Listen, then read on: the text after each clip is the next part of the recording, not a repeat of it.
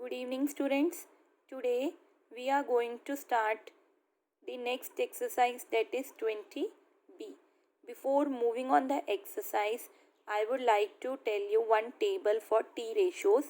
You know that there are 6 different T ratios: sin theta, cos theta, tan theta, cosecant theta, secant theta and cot theta. If you are having different values for theta, what will be the value of each T ratio?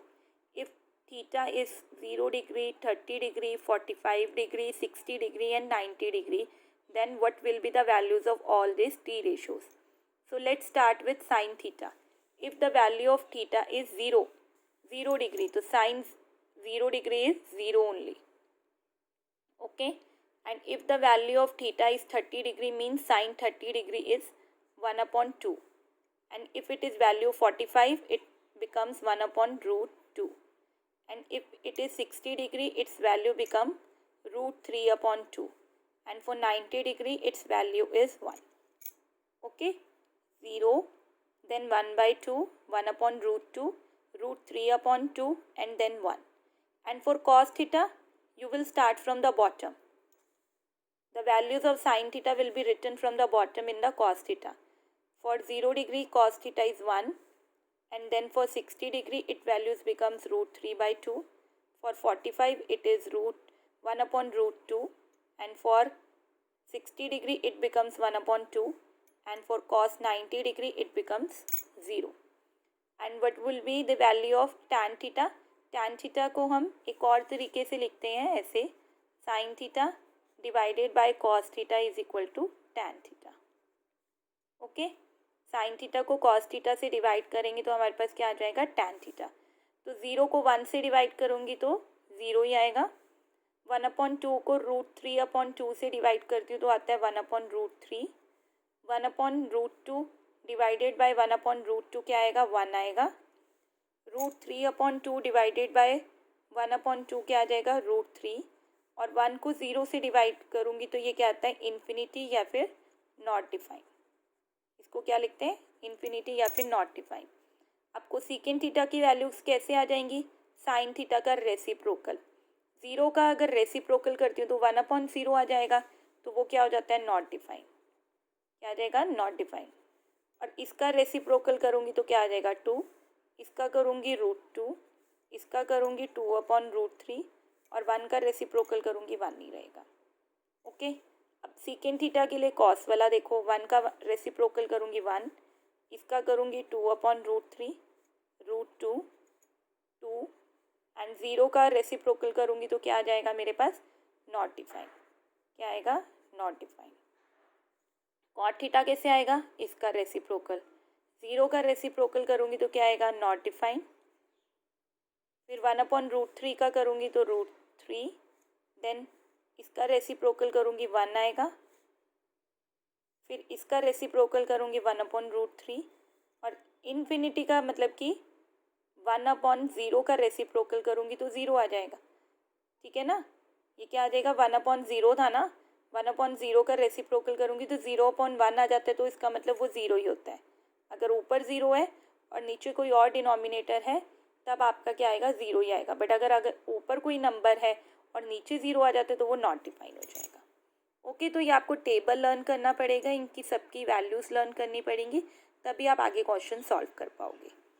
फिर आता है आपका, मैंने exercise का first question उठाया है, without using trigonometric tables find the value of sine 60 degree cos 30 degree plus cos 60 degree sine 30 degree.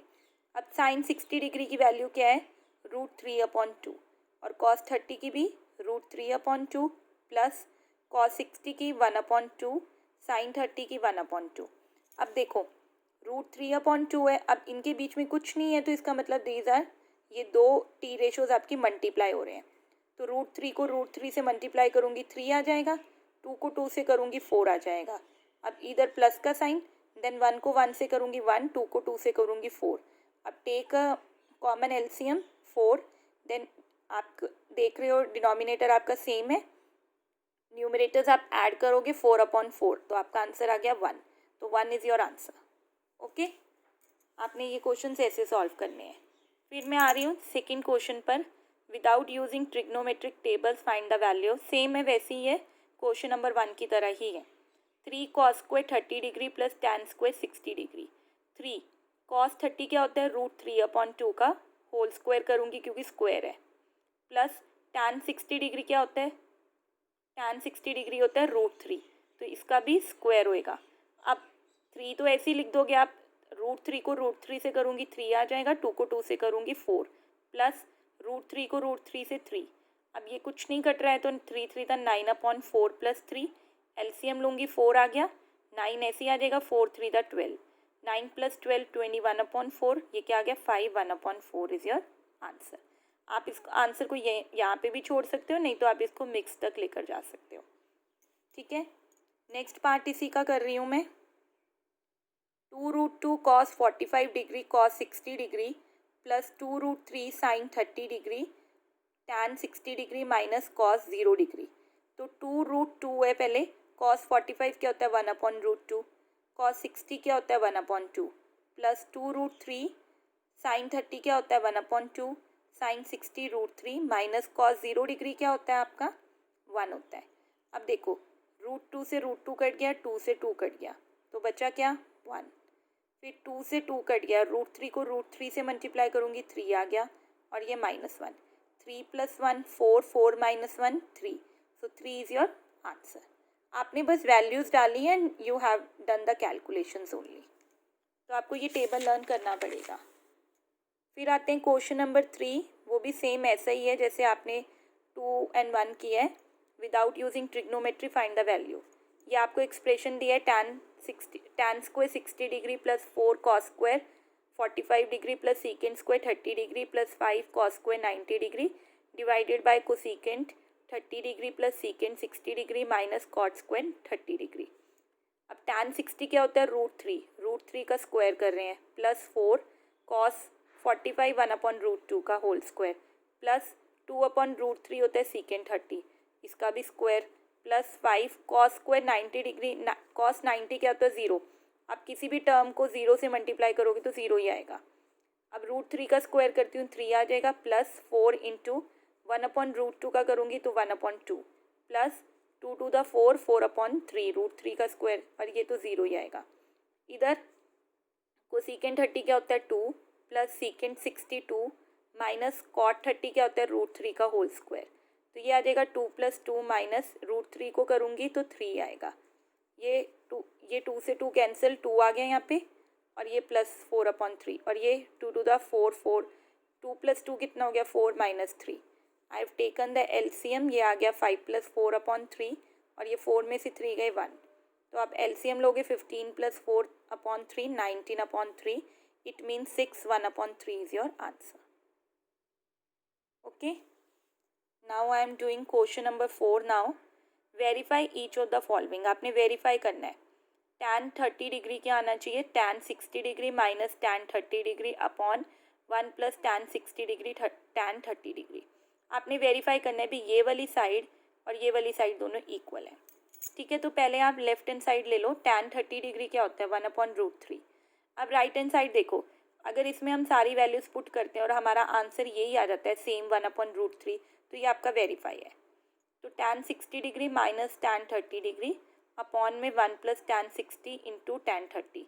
Put the value tan 60 क्या होता है √3 minus 1/√3 divided by 1 plus √3 into 1/√3। √3 से √3 कट गया, तो ये अब मैं √3 इसका एलसीएम लूँगी तो ये आ जाएगा, √3 को √3 से मल्टीप्लाई करूँगी 3 आ गया, 3 - 1/√3, और ये 1 + 1 2, ये क्या बना 2/√3 अपॉन 2, तो 2/√3 मल्टीप्लाई ये ऊपर √3 के साथ मल्टीप्लाई हो जाएगा, 2 से 2 कट गया, 1/√3 आपका आंसर आ गया। अब आप देख रहे हो लेफ्ट हैंड साइड पे भी 1/√3 ही है और इधर भी 1/√3 ही आया, तो इसका मतलब आपका ये वेरीफाई हो गया है। तो left hand side right hand side के इक्वल है।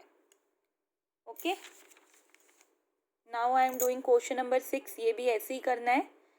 If a is equal to 45 degree, verify that sin 2a is equal to 2 sin a cos a।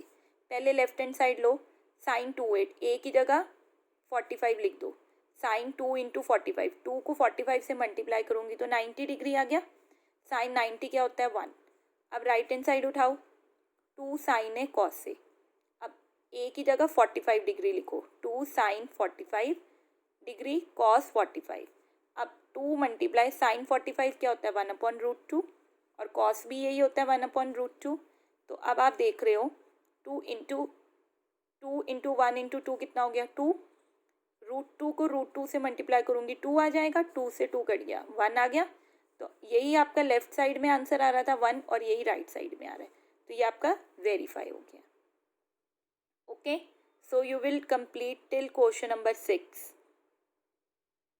and if you have any problem we'll discuss in the tomorrow's class. Thank you.